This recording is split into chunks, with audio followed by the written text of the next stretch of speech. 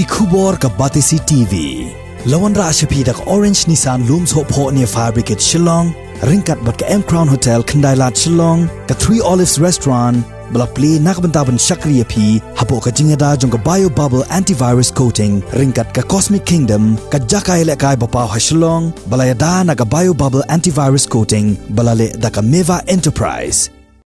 Kat banang mi kisngi ka jingyaday hapdeng Presiden ka Bharatiya Janata Party Meghalaya State Unit uba Ernest Mawrie bat ki MLA ka party ki bakenthop ya uba Alexander L. Heck bat uba Sanbor Shulai kala nang jingai namar baka jing bamyahap sor ka jong ki hakurkom traikam ki jong u kum nongelam jong ka party hapo kani ka jilla. Umentri nang ba jong ka sarkar jilla Konrad Konggal Sangma ka jingi keren bat kilat pathai khubor uliyatho baka ni ka jing penpau jong kini ki arngut ki MLA jong ka party BJP kalong hadin bakila penpau hu bakila jelap ya ka jing traikam jong ba Ernest Mawrie ba undang yai peteng ban long kum nongelam jong ka BJP hagani ka jilla.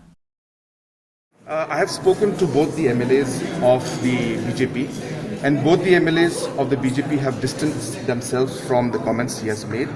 Both the MLAs have told me that they are in favor of Ernest Mawrie being removed as the president of the BJP. I have spoken to half the BJP leaders, more than half the BJP leaders in the BJP in Meghalaya unit. They all are in favor of ousting Ernest Mawrie. I have spoken to national leaders also, and they are also very upset with the way the president of the BJP has been handling the situation. The rest is up to the BJP, but I'm telling you the internal feelings of the party leaders and more importantly the legislatures of the BJP who are completely against the president, Ernest Mawrie.